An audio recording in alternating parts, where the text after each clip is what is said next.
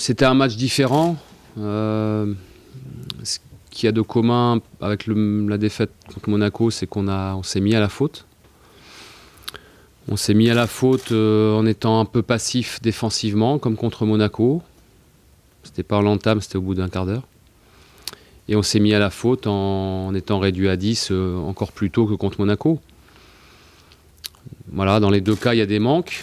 Après, le match de Montpellier est très paradoxal parce que les stats techniques sont très bonnes sur ce match-là en jouant à 10. On a fait une super entame. On doit presque mener 2-0 et 20 minutes après, on est mené nous 2-0.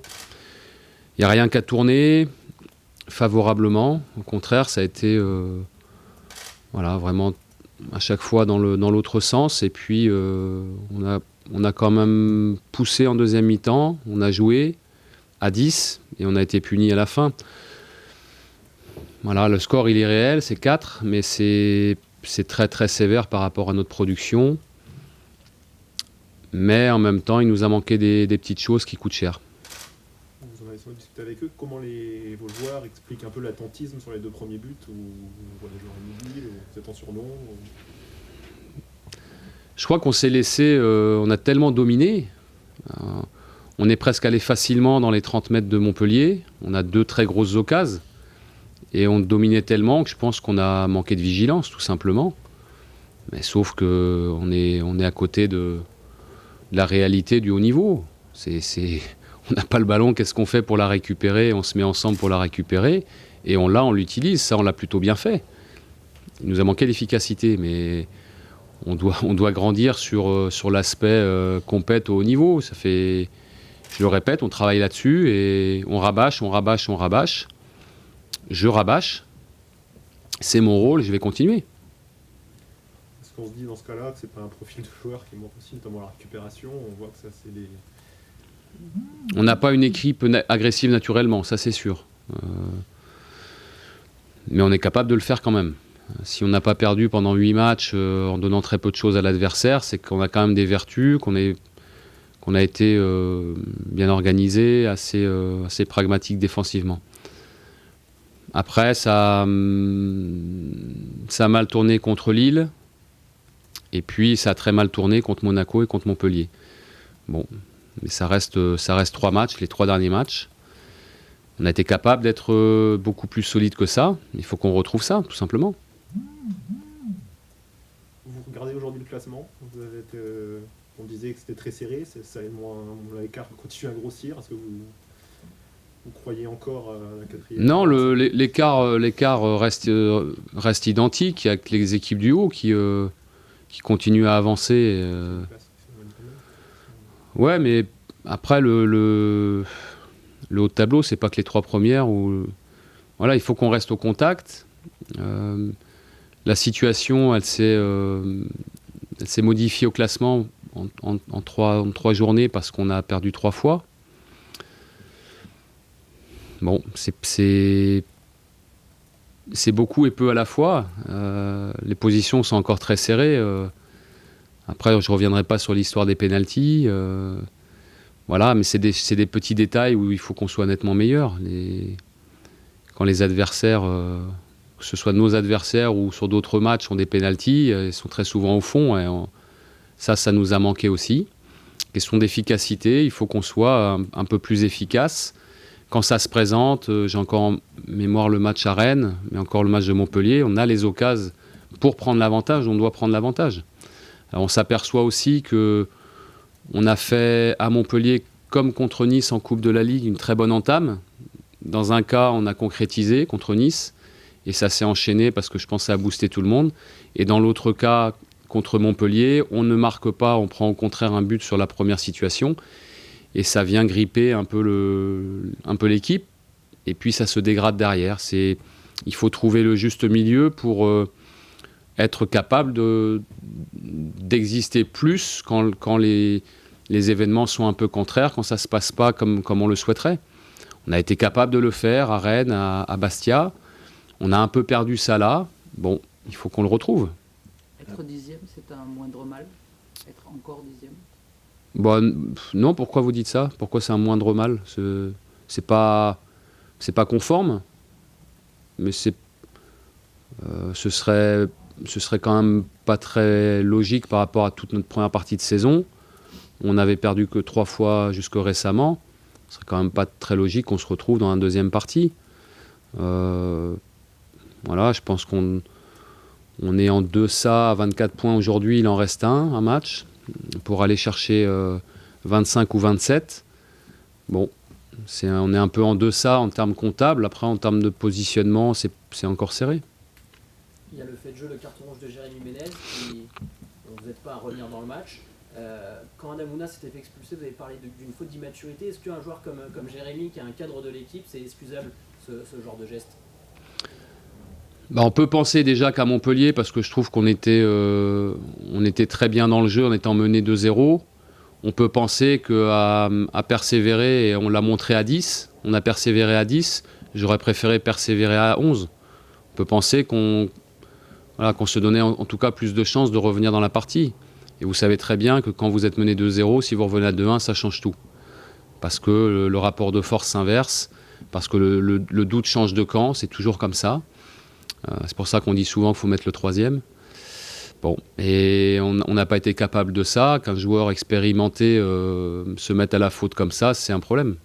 On se sent trahi. Vous donner sa confiance et Ça, c'est pas des choses que je vais évoquer avec vous. Je lui ai dit ma façon de penser. Est-ce qu'après 3 défaites, on peut continuer à avoir un discours positif? Bien sûr, bien sûr. C'est le rôle de l'entraîneur. Ou alors on envoie tout balader et puis on fracasse les joueurs dans tous les sens. Ça peut marcher, j'y crois pas trop. Ou ça marche un temps, ça marche pas sur la durée. Et ça crée surtout des précédents qui sont pas bons pour un groupe. Voilà, une saison, c'est long. Il y a des moments qui sont difficiles. On vient de perdre 3 fois et c'est pas agréable. Mais on continue notre travail ensemble. On fait corps. Faut rester unis. On a été capable de battre Nice mercredi. On doit être capable de les rebattre à nouveau mercredi en championnat. Quels ingrédients vous avez réussi à réunir la semaine dernière et ces ingrédients qui vous ont permis de battre Nice? Quelles ont été les clés de ce match? Je pense d'être plus proches les uns des autres à tous les niveaux. Et quand vous êtes plus proches, vous vous sentez plus costaud. Ça s'est vu mercredi. On a peut-être pensé qu'à Montpellier, en faisant un peu différemment, en jouant plus et en défendant moins, ça passerait. C'était pas le cas. Et on a été punis là-dessus. On doit garder cette envie de rester très liés, très dur à jouer ensemble. Parce que ça donne de la force. Et ça bonifie en plus votre jeu d'attaque. C'est toujours comme ça. Quand vous vous sentez costaud défensivement, généralement, vous êtes plus performant ensuite pour l'utiliser. Le plus paradoxal, c'était vraiment le discours des joueurs avant-match.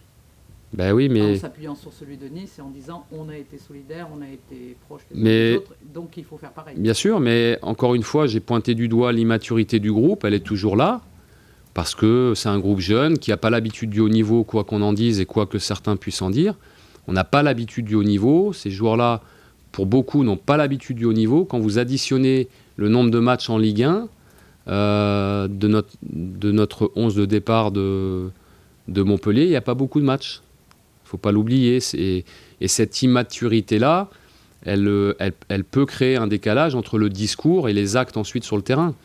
Des joueurs matures ont l'habitude du haut niveau et ça enchaîne beaucoup plus facilement. Alors on ne va pas rendre mature du jour au lendemain ce groupe. Il faut simplement qu'on fasse un peu plus d'efforts pour que cette immaturité-là ne nous fasse pas défaut et au contraire qu'on se serve de la fraîcheur de tous ces jeunes, du côté pétillant de tous ces jeunes, avec quelques défauts et quelques imperfections. Il faut que ce côté pétillant prenne le dessus. On l'a vu contre Nice, il faut le revoir de manière plus régulière. Pour vous, être loin du marquage ou loin d'un centreur ou d'un frappeur, c'est de l'immaturité? Oui, c'est de l'immaturité au sens où au haut niveau, il faut être régulier, il faut être investi tout le temps. C'est en ça que j'appelle ça de l'immaturité. Il y a peut-être un autre terme qui pour vous sera plus parlant.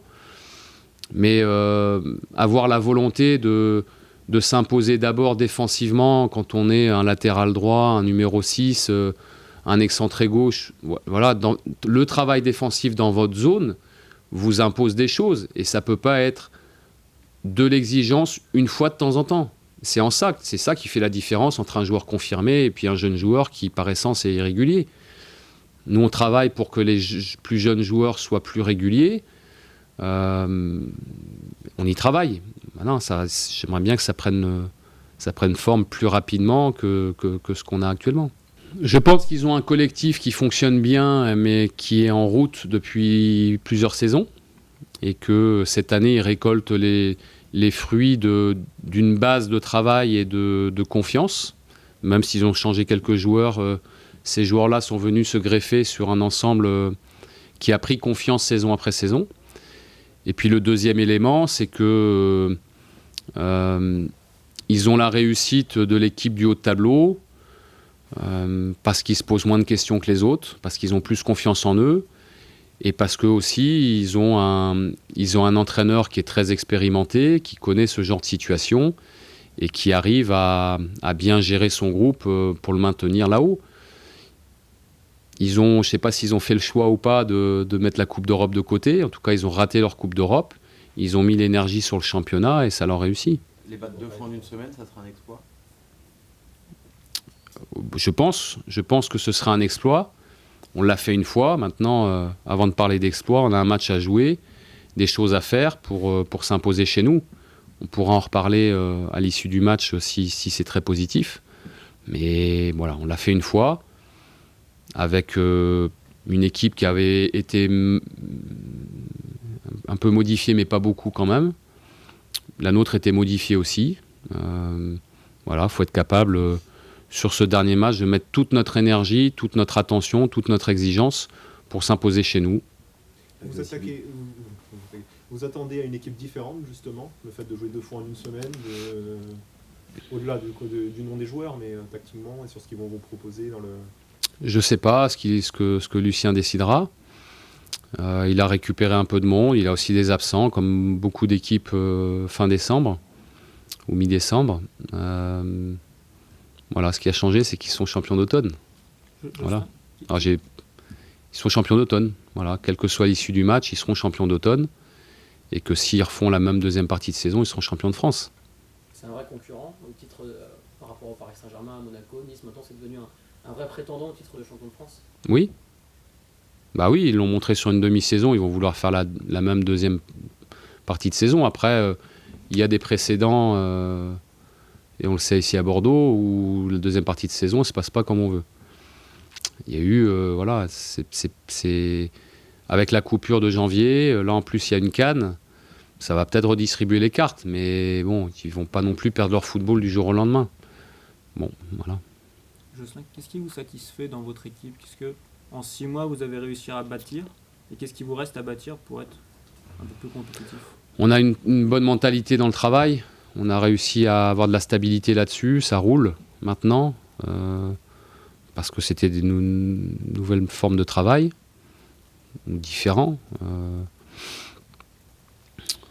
On a eu jusqu'à récemment une base collective solide qui a été mise à l'épreuve contre Monaco, mais je considère que ce n'était pas un match normal. Avec un dernier match de Montpellier qui peut laisser le doute, mais d'une manière générale, la mentalité est là. Dans le travail, c'est de mieux en mieux, mais ce n'est pas encore suffisant pour transposer le sérieux, l'investissement qu'on a dans la semaine au match du week-end. On a été un peu irrégulier, on l'est toujours un peu. On est capable de performer, on est capable de déjouer aussi. Et il est bien évident que c'est un axe de travail pour moi et pour le staff d'avoir à trouver plus de régularité. Pourquoi ça prend autant de temps? Parce que c'est un nouveau staff avec un nouveau groupe, un groupe qui a été un peu modifié. De l'aveu de tous les joueurs, sans exception, la saison dernière a été très difficile. Et il faut retrouver de la confiance, il faut retrouver un collectif fiable et durable, avec des joueurs qui enchaînent. Et vous l'avez pointé du doigt à juste titre, je n'ai jamais aligné 2 fois la même équipe, mais c'est moins par choix que par devoir dû les circonstances, dû les blessés, dû aux blessés. Bon, Nico Palois a le nez cassé après le match de Montpellier, il va peut-être se faire opérer. Ça, c'est un élément que je ne maîtrise pas. Il faut régulièrement modifier, aménager, changer sous la contrainte et non pas sur des choix réels. Alors voilà, il faut qu'on trouve aussi plus de régularité là-dessus. Mais je pense que c'est sur le travail et sur l'abnégation de chacun qu'on va réussir à bâtir plus un collectif plus sûr sur la durée. Et non pas une fois de temps en temps. Vous parliez tout à l'heure d'immaturité. Parmi vos souhaits justement pour le mercato que vous évoquiez la semaine dernière, il y a justement des joueurs matures qui ont ce profil entre guillemets d'abnégation. C'est vraiment une priorité pour vous aujourd'hui? La priorité pour moi aujourd'hui, avant de parler de recrutement, c'est que déjà ceux qui sont chez nous haussent leur niveau, qu'ils soient plus jeunes ou moins jeunes. Ça, c'est déjà ma priorité. Après, s'il y a des aménagements à faire ici ou là, à tel poste ou à tel poste, on va le faire. Il y aura certainement des demandes de joueurs qui jouent peu ou pas, qui vont vouloir jouer plus. On écoutera. Et puis, on modifiera certaines choses aussi. À quel poste? Ça, on sera plus précis un peu plus tard. On va laisser passer le match de Nice, ce qui est la priorité aujourd'hui, avant de parler de constitution d'effectifs pour la deuxième partie de saison. Il y aura certainement des choses à faire, mais je veux qu'on mette vraiment toute notre énergie sur ce dernier match. Est-ce que vous craignez que le doute s'installe par rapport à ce que vous disiez, qu'ils avaient peut-être encore en tête la saison dernière et ils ont l'impression que ça se reproduit? Ça faudrait poser plus la question aux joueurs. Je n'ai pas ce sentiment-là, parce que on est plus de 6 mois après et que voilà, ce qui est passé est passé. On réécrit une histoire avec un nouveau groupe, avec des joueurs qui étaient là l'année dernière, mais d'autres qui n'étaient pas là, avec des jeunes aussi qui intègrent le groupe. Voilà, on doit réécrire notre histoire et arrêter de regarder sans arrêt derrière. Voilà, quand arrivera le moment où autour de nous, que ce soit médias ou public, on commencera à mettre en avant ce qu'on fait de bien et non pas ce qui aurait pu être bien et ce que surtout l'adversaire a mal fait. Je pense qu'on aura franchi un palier, on n'en est pas encore là. Il y a un garçon qui semble justement élever son niveau de jeu et s'imposer de plus en plus, c'est Gaëtan Laborde, qui malgré les résultats, lui a fait des bons matchs depuis 4-5 matchs. Comment vous voyez sa progression depuis le mois d'août? Elle est constante. Je pense qu'il a pris confiance et dans son jeu, il a pris conscience aussi qu'il était capable de réaliser en Ligue 1 ce qu'il faisait en Ligue 2. Ça a été le challenge que je lui ai fixé dès le stage de Navata, début juillet. Voilà, qu'il réussisse à faire en Ligue 1 ce qu'il faisait en Ligue 2. C'est-à-dire être efficace, marquer des buts, faire beaucoup d'efforts, peser sur les défenses. Et il l'a fait un peu en dents de scie dans un premier temps. Aujourd'hui, il montre qu'on peut vraiment compter sur lui d'un match à l'autre. Il a une qualité aussi qui est pas négligeable, c'est qu'il est capable d'être dans l'intensité tous les 3 jours. Et ça c'est pas rien. Voilà, c'est un joueur qui commence à trouver, lui, de la maturité et de la régularité. C'est une bonne nouvelle. Jocelyn, vous avez sûrement vu le match hier soir entre Monaco et Lyon. Qu'est-ce que vous avez pensé des déclarations d'après-match de Vadim Vassiliev? Comme quoi Lyon serait avantagé par l'arbitrage, fréquemment. Alors j'ai vu le match, j'ai pas lu ou entendu les déclarations. Il parlait du match ou de la saison? Il parlait du match et de manière générale sur plusieurs saisons. Je sais pas, il remettait en cause le carton rouge de Mendy? C'est ça? Je sais pas ce qu'il mettait en cause précisément, mais oui, le pénalty. Vous voyez comme moi les matchs tous les week-ends, il y a des arbitres qui sifflent ces pénaltys et d'autres qui les sifflent pas. Et c'est pas propre à Lyon ou à d'autres équipes. La règle sur les mains dans la surface, elle n'est pas claire. Ou en tout cas, l'interprétation n'est pas suffisamment claire. Voilà, et surtout ça, c'est un problème. Ça ne concerne ni Monaco ni Lyon. Lyon n'est pas avantagé particulièrement de ce que vous en voyez. J'ai pas ce sentiment-là. J'ai pas ce sentiment-là. Je vois beaucoup de matchs. Je trouve que d'une manière générale, l'arbitrage s'améliore. Je trouve qu'il y a un peu plus de dialogue de la part des arbitres. Il y aura toujours des erreurs d'arbitrage, comme il y a des erreurs de joueurs et d'entraîneurs, parfois de journalistes. Ça arrive. Voilà, le jeu appelle l'erreur. Moi, je suis plus positif que M. Vassiliev là-dessus. J'ai pas ce sentiment-là. Au contraire, vraiment, je trouve qu'il n'y a pas il y aura toujours des litiges. On peut toujours dire ci ou ça. Après, il faut que chacun soit juste aussi dans ses commentaires et ne réclame pas sans arrêt la clémence quand les cartons rouges sont évidents, ce qui arrive parfois. Jérémy Toulalan et Apt. Oui. Et Maxime Punché. Non, on a, pour être très clair, je ne vais oublier personne, Thomas Touré, Younes Kabouni, Isaac Telline, Youssouf Sabali et Max Punj, plus Cédric Carasso évidemment. Un doute sur Nicolas Palois pour la participation demain. Et un doute, c'est il doit passer un examen. Enfin, demain après-demain, pardon. S'il se fait opérer ou... Il a une fracture avec une légère déviation de la cloison nasale, notamment. Et